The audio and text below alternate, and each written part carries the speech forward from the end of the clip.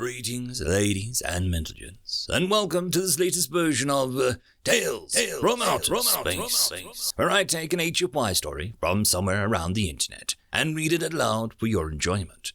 All the relevant links are down below. Like, subscribe, and all that YouTube comf to help this video and channel grow.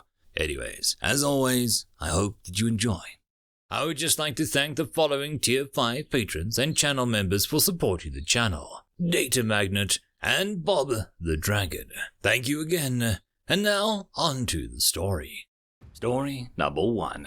Iron Angels, written by Crackensan. When we first encountered the humans, we thought so little of them, with their frail, small bodies, and to our species, limited lifespans of only roughly 100 cycles. Yet, at the same time, it was that frailty that piqued our curiosity. For you see, the first human exploration ship stumbled into our territory all those cycles ago. They had only colonized 15 star systems. It was a crude ship, seemingly held together by nothing more than the fasteners that held the bulkheads together, all of which looked to fail at any moment. Yet, they had flung themselves out into the stars, knowing full well, it turns out, that their vessels could have a catastrophic failure, and their own organic bodies would cease function near instantaneously. When pressed on their other vessels, such as merchant ships, the humans on board smiled and simply said, those are far safer. Far safer? Oh, they were better constructed. Hardier, yes. Our first envoys to their space noted that their merchants and transport ships were far safer class of vessel. And of course, their military navy. But that is for a later subject. You see, the human had reached the peak of their natural evolution nearly 6,000 cycles ago. They had not had any drastic or genetic mutations to further their species along by natural selection of traits. No, the humans overcame their limitations, not through natural selection, but through technology. Take their industrial manufacturing and construction. Despite their frail bodies, all natural limits of endurance, which is considerable given their small stature, they still sought to overcome the limits that nature endowed them with. So they created what they call mechs. An odd term, but apt to describe what they had built. A machine in which a human interfaces with basic controls of the machine via a surface-level neural link to give fine control over the limbs of these bipedal machines and its arms, and they use their 4 other limbs for more general motion. This has allowed them to build wonders, massive city clusters housing their species, great factories that build their star drive engines and hulls, lift and transport large quantities of material throughout the industrial zones, dig massive foundations for their launch sites. They have, through ingenuity, told the universe that natural selection does not apply to them any longer. This is a unique aspect of human species. Even a cursory study of their own history would tell you that when, in a human parlance, they were backed into a corner, they became far more innovative and far more dangerous. It had not been 20 cycles since their acceptance into the Galactic Republic when the Zeraxi attacked the Republic. Their territories and star systems were the first to be sieged along the front on the west edge of the Republic. While the others, older races, prepared their fleets, they also prepared for the acceptance of human refugees fleeing the aggressor. They were our friends, but they never came. No, backed into a corner, they innovated. Crudely at first, they had simply strapped large caliber primitive slug throwers onto the arms of their mechs. While not, as the Geth would put it, a combat-efficient machine, it was hardier than the ground tanks and far larger and with far more armor. While they still lost ground, they started to inflict massive casualties upon the Zeraxi in their ground engagements. They were able to protect their core holdings surrounding their homeworld. Their navy adapted as well, as anyone who has studied human history will also note their propensity for armed conflict and how quickly they can adapt to a changing battlefield. But amidst the fighting, the siege of their star systems, that they were able to refine these crude, now battle mechs, building larger ones, with far deadlier weapons that the other races had begun supplying them, and the weapons that they scavenged off the dead Zeraxi. They made them faster, more armored, to the point where the Ziraxi Armored Division could be halted by only 12 of these monstrosities.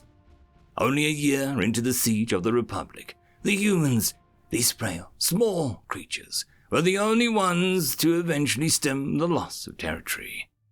Then they pushed back. They adapted their fleets to delivering these terrifying machines of war to the surface of worlds with great efficiency. The military could land 50 of these machines within moments of entering orbit, and unlike the landing craft and war machines of the Greth, they were ready to fight the moment they set foot on the ground. It was slow at first, but as they recaptured their lost systems, reclaimed their interstellar infrastructure, it went from a crawl to a sprint. Our worlds had been on the western border of the Republic. Our worlds were overrun, our people enslaved, beaten. I remember the whispers of my fellows. The humans are coming, and their iron angels will free us. I remember that day when the sky lit afire, and from the clouds descended what we now know as their orbital dropships. I remember seeing the huge bipedal machines stepping out, and upon taking fire from the Ziraxi infantry, turning and simply opening fire. It only fired once. The Ziraxi infantry vanished, and in a terrible flash of light and noise, the entire Ziraxi infantry division was simply gone. And the Iron Angels spoke to us. You are slaves no longer. You are free. The humans had come.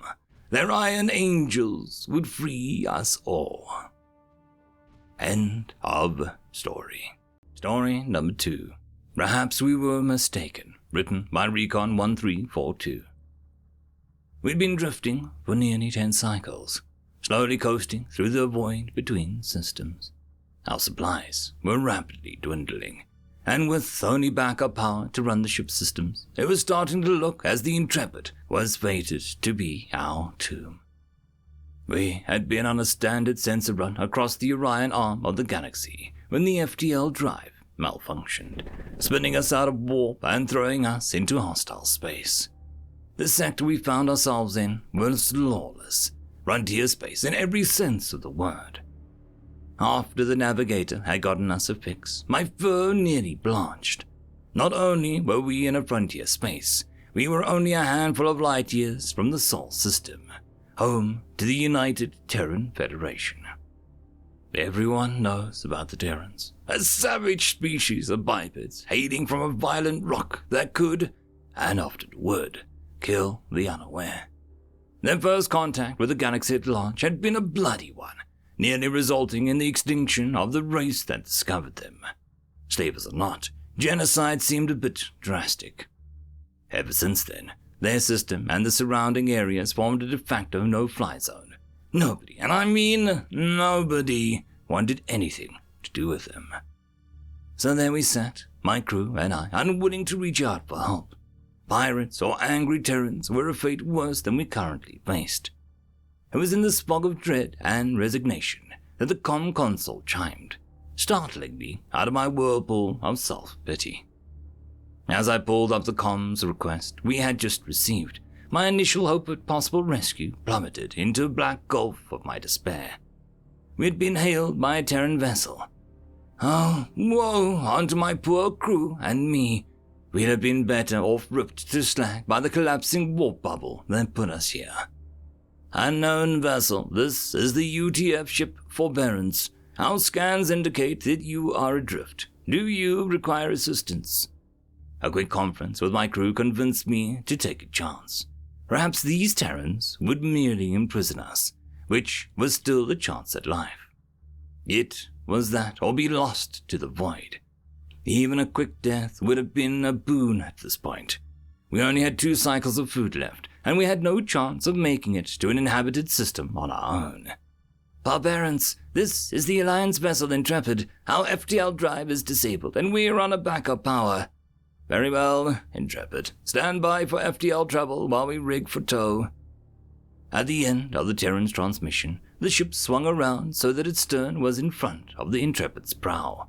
Two beings in void suits unspooled a truly enormous cable from their vessel and attached its security to the nose of ours. A terse transmission followed the disappearance of the void walkers into the ship. Hang on! With that, we blinked out of the interstellar space and into the orbit of a reddish planet with the prominent ice caps dotted with glittering domes. The 465th Search and Rescue Squadron welcomes you to the Sol System. We will get you docked at Phobos Station for repairs in approximately 1 Earth hour. Enjoy your stay. Perhaps we were mistaken about these Terrans. End of story. And that, my friends, concludes this video. I hope that you enjoyed, and if you do, please consider supporting the author, even by popping over and leaving a thumbs up or a nice comment, just to show your appreciation for the story. However, if you wish to support this channel, there are links down below which will help immensely.